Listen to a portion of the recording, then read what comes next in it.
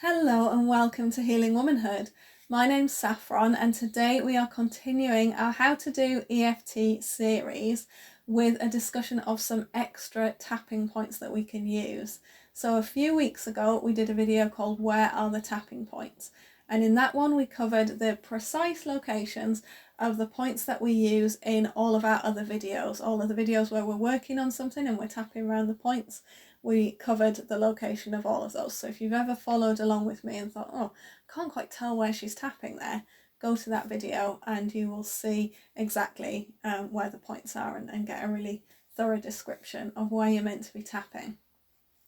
Today we are going to talk about some different points. So these are points that you can add in if you want to. You don't have to add them in. They're just optional extras really, but some people really find them helpful. So I'm going to add them in. I experiment with them sometimes. There are some points that I add in for myself all the time, but will rarely use with a client, and I will explain a little bit more about why that is shortly. So the first set of points that I want to talk about are the ones on our hand. So there are quite a lot of points on our hand, and we already know this one, of course. This is where we do our setup statement. This is our karate chop point. But once we've been all the way around the round, we can also tap here on our wrist. So right across the wrist like that, or both wrists together like that. And that can just be a nice one to add in. There are also points on all of our fingers.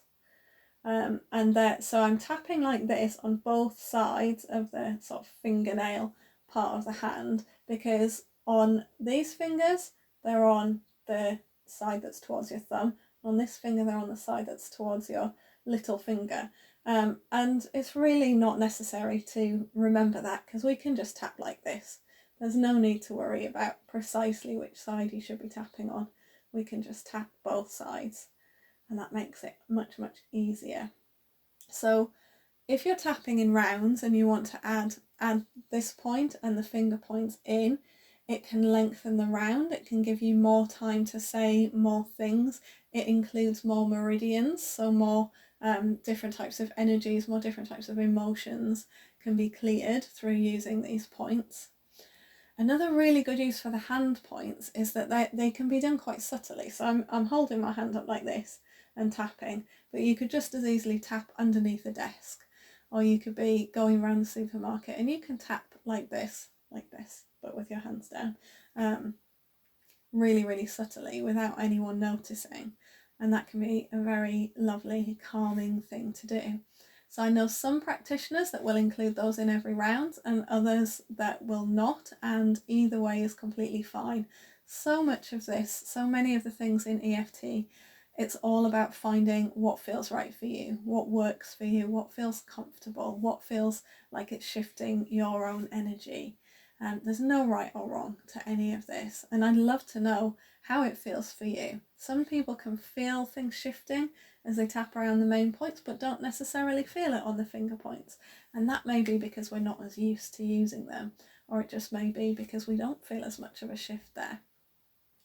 Another point that I wanted to talk to you about is called the rib point, and I use this point every time I tap by myself, and I rarely, if ever, use it with a client.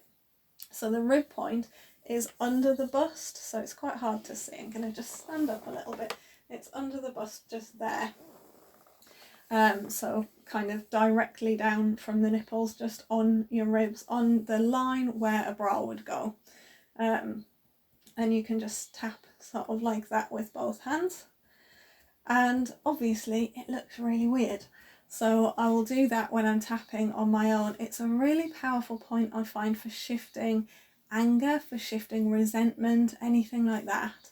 And that's why I like to include it in my tapping, just in case there's any resentment involved in the thing that I'm working on.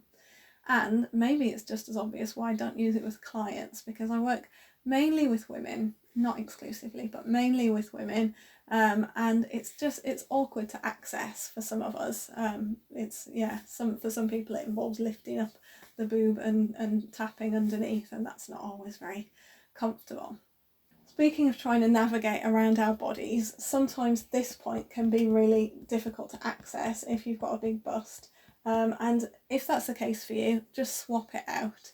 So you can tap all the way around the round, get to your collarbone, and instead of doing it under your arm, you can just go straight to the wrist point.